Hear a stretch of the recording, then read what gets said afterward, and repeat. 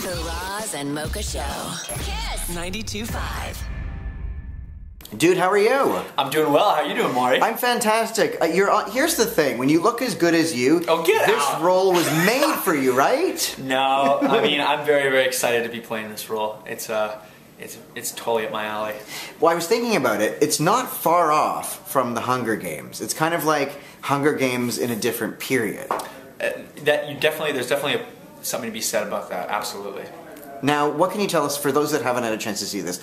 Awesome show, insane, it's just insane drama, it's amazing. Why should people tune in?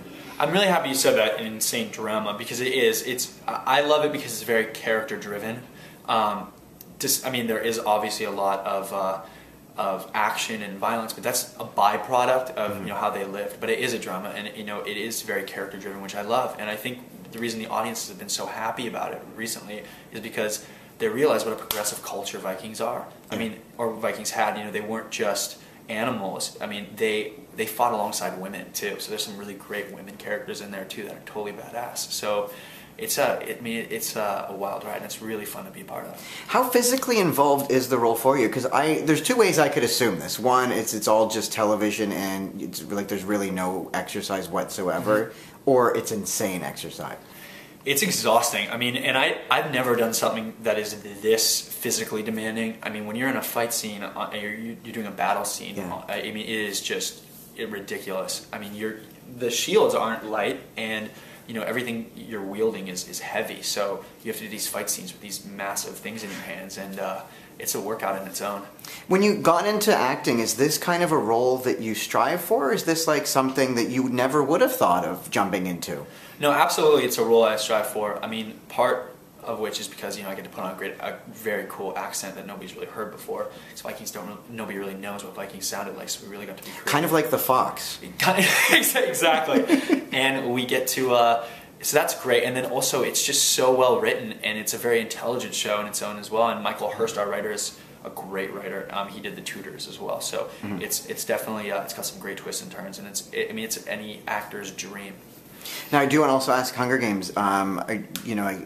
Do you have any chance? Like, do you follow along still, or you're like, I'm done, I don't want to watch? It's I love the. It did so much for my career, and I really love the books, and I love the following, I love the message.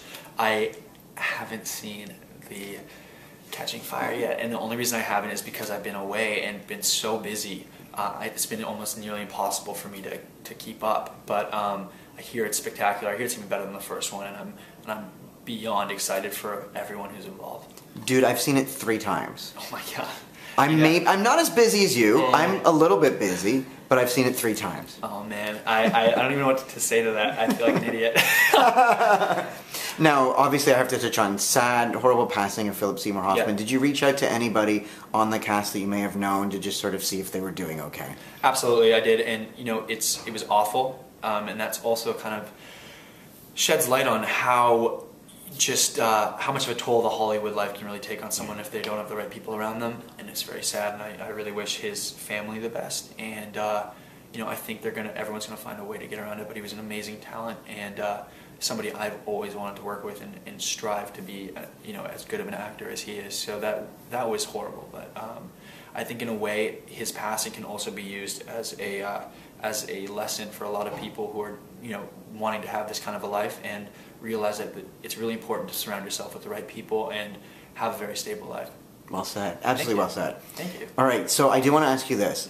You do a lot of physical roles. Is there a role out there that maybe you're dying to do, like, rom-com or something, or, I don't know, comedy? Well, I did Grown Ups too, and that was, kind of a comedy in its own, and that was just so fun because it's just such a crazy group of guys. But I've always been a firm believer that comedy is one of the hardest things to do as an actor. So stick to this. Chicks love it. So I'm going to stick to the easy stuff. No, but it really is just, because you always have to be on your game. So yeah, I would love to do a rom-com. It'd be so fun. And there is some stuff in the works about possibly doing something like that. So we'll see down the line. Who knows what will happen. As a good reporter, my next question would be, do tell. Viking season 2 is very much a rom-com, so there you go. Well played.